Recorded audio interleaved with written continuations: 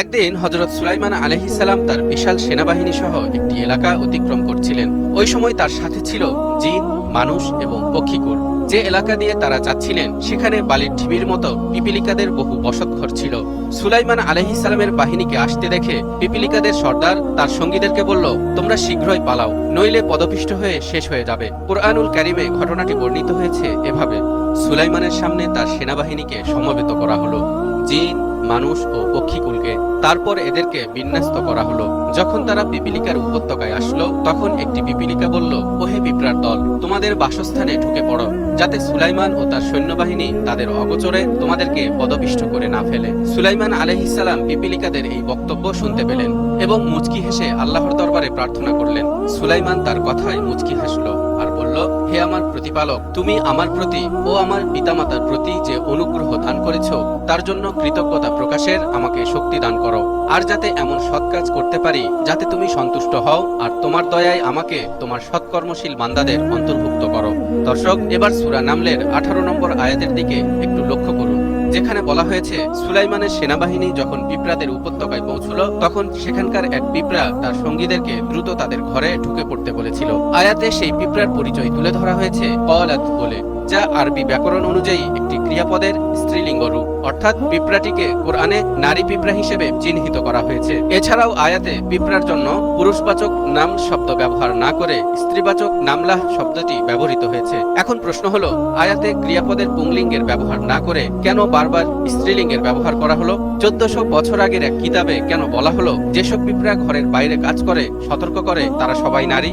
বিজ্ঞান বলছে পিঁপড়াদের সমাজ ব্যবস্থা অত্যন্ত গঠনমূলক। তাদের সমাজে 3 শ্রেণীর পিঁপড়া রয়েছে: রানী পিঁপড়া, পুরুষ পিঁপড়া ও শ্রমিক পিঁপড়া। শ্রমিক পিঁপড়া কখনো ডিম দেয় না, তারা সবসময় খাবার সংগ্রহ করে, বাসা বানায় আর লড়াই করে। আর আশ্চর্যের বিষয় হচ্ছে, সব শ্রমিক পিঁপড়া নারী। রানী পিঁপড়া তাদেরকে নেতৃত্ব দেয়। পুরুষ পিঁপড়া কেবল প্রজননের জন্য জন্মায় এবং সাধারণত এদের ডানা থাকে। আর যেসব পুরুষ পিঁপড়ার ডানা থাকে না, তারা বাইরেও যায় না, খাবার সংগ্রহের কাজও করে না। সম্প্রতি বিজ্ঞান বিষয়ক এক সাময়িকীতে পিঁপড়াদের সমাজ ব্যবস্থার উপর এক গবেষণা প্রতিবেদন প্রকাশিত হয়েছে। এতে বলা হয়েছে, wingless males do not participate in the taking care of the brood and active foraging outside the nest। অর্থাৎ ডানাবিহীন পুরুষ পিঁপড়ারা কখনোই তাদের বাচ্চাদের দেখভালের কাজে অংশ নেয় না, আবার বাসার বাইরেও যায় না, খাবারও আনে না। কাজেই কোরআনে যে পিঁপড়ার কথা বলা হয়েছে, সে যেহেতু বাহিরে ছিল এবং অন্যদেরকে সতর্ক করছিল, সে অবশ্যই একটি নারী শ্রমিক পিঁপড়া, যা বিজ্ঞান সম্প্রতি নিশ্চিত করেছে। এছাড়াও আয়াতে উল্লেখিত পিঁপড়াটি যে পুরুষ নয় বরং নারী, তার আরেকটি প্রমাণ রয়েছে। আমরা একটু আগেই জেনেছি পুরুষ পিঁপড়ার ডানা থাকে। যদি এই পিঁপড়াদের ডানা থাকতো, তাহলে এরা সবাই উড়ে অন্য কোথাও পালিয়ে যেতে পারত। কিন্তু আয়াতে স্পষ্টভাবে বলা হয়েছে, সুলাইমানের সৈন্যবাহিনীর হাত থেকে রক্ষা পেতে পিঁপড়াটি তার সঙ্গীদেরকে মাটির নিচে তাদের ঘরে আশ্রয় নিতে বলেছিল। যেহেতু নারী পিঁপড়ার ডানা থাকে না, সেহেতু মাটির নিচে লুকানো ছাড়া তাদের জন্য বিকল্প কোনো উপায় ছিল না। কোরআনের ব্যাখ্যাকারকগণ পিঁপড়াদের এই আয়াত ও ঘটনা থেকে কিছু শিক্ষণীয় বিষয় তাফসিরের কিতাবে তুলে ধরেছেন। যেমন, 1. জীবজন্তুরও এক ধরনের বিশেষ বুঝশক্তি আছে, যা মানুষের থেকে আলাদা। সেজন্যই পশু পাখিরা সম্ভাব্য বিপদ সম্পর্কে অবহিত হওয়ার পর একে অপরকে সতর্ক করে দেয়। 2.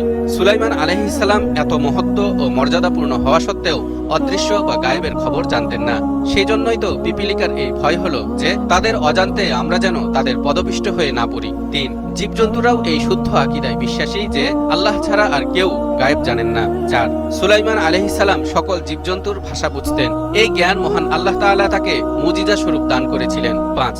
এত জ্ঞান ও ক্ষমতা থাকার পরেও সুলাইমান আলাইহিস সালাম ছিলেন অত্যন্ত বিনয়ী, কারণ পিঁপড়াদের সমালোচনামূলক মন্তব্য শুনেও তিনি ক্ষুব্ধ না হয়ে বরং মুচকি হেসে তা গ্রহণ করেছিলেন।